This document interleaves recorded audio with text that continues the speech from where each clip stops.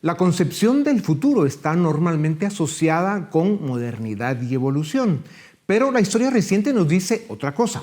Vargas Llosa llama a esta época que vivimos la civilización del espectáculo, a la que hace una crítica seria y profunda por la superficialidad con que actuamos y por lo distraídos que estamos respecto a lo que sucede a nuestro alrededor, aunque nos afecte de forma dramática.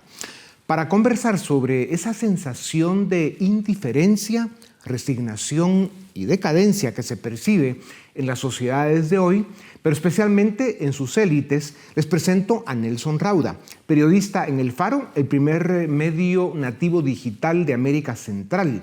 Nelson fue finalista en 2018 del European Press Prize y en 2020 fue nominado al premio en innovación de la Fundación Gabo. Nelson, bienvenido a Razón de Estado. ¿A qué se debe que vivimos en sociedades divididas en burbujas incomunicadas, cada una con su propia información o desinformación, donde las personas, los ciudadanos que las habitan, viven con expectativas que están mucho más arriba de la realidad que logran alcanzar y padecen de altos niveles de frustración? ¿Qué nos está sucediendo? Es bien difícil.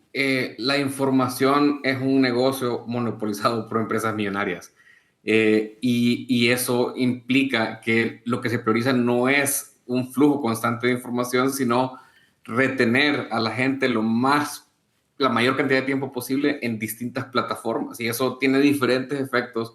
De hecho, esto ha pasado de forma acelerada. Facebook empezó en 2004, o sea, solo ha pasado durante los últimos 20 años y ha pasado de forma súper acelerada. Creo que lo que nos está pasando es que hay demasiados flujos de información y esos flujos de información sobresaturan, y en realidad, en vez de hacer más posible el intercambio comunicativo, casi que la saturación está permitiendo y está viendo otros formatos que nos están pasando. Entonces, ahora Nelson, para diferenciar un poco eso a lo que llamas plataformas monopolizadas o multimillonarias, pues son eso, las plataformas, pero quienes las usamos, que somos los millones de seres humanos, es de ahí de donde vienen la desinformación, la mentira, la calumnia, la manipulación, los net centers.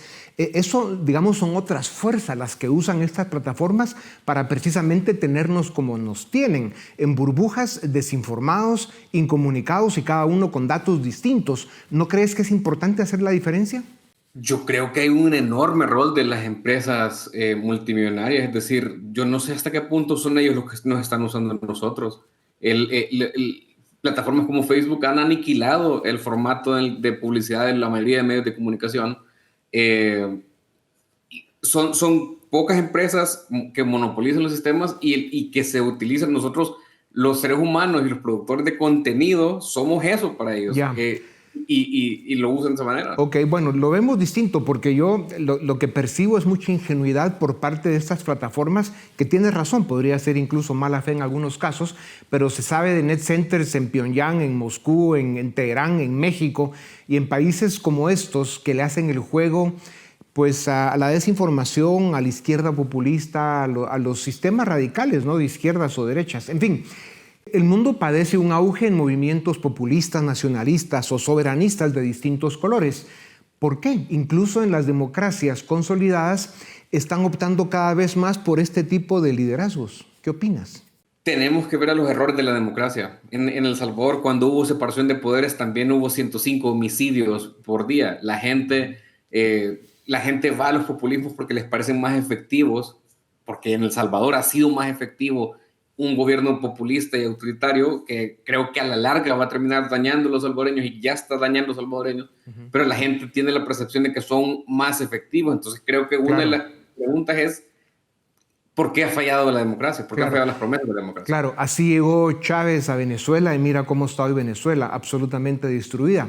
Así llegó Fidel Castro a Cuba hace ya 65 años, así llegó Petro a Colombia y así está Morena en México, ¿no? Es un drama.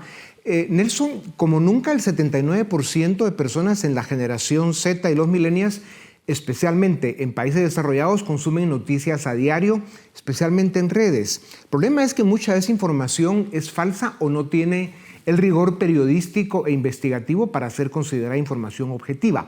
¿Cómo está afectando esta dinámica la capacidad de los ciudadanos para tomar decisiones informadas?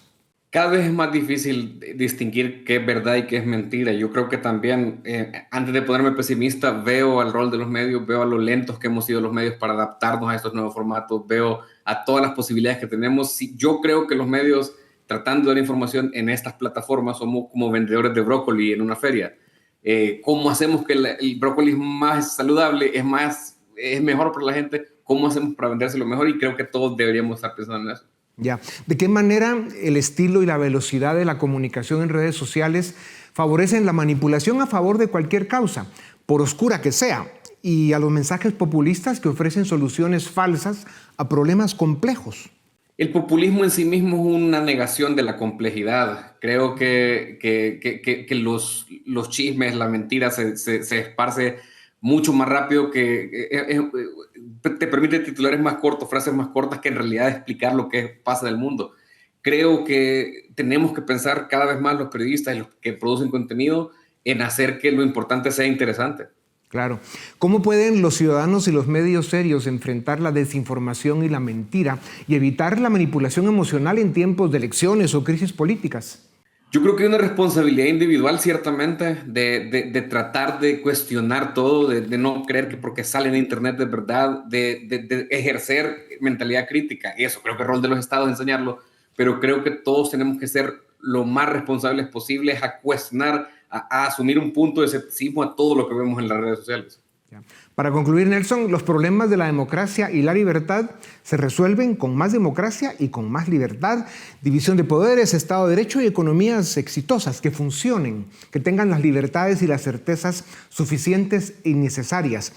De los políticos ya vimos lo que se puede esperar. ¿Depende el futuro de la fuerza y la capacidad de los ciudadanos? ¿Están los ciudadanos comprendiendo el desafío y la responsabilidad que tienen? Creo que tenemos que comprenderlo, creo que es imperativo que las personas que tenemos pensamientos progresistas, que tenemos pensamientos de libertad, seamos capaces no solo de quejarnos de los dictadores y de los autoritarios y los fascistas, sino articular narrativas que sean convincentes para la gente. Ya. El siglo XXI, sin duda alguna, llegó con desafíos para los que no estábamos preparados. No es excusa, pero explica.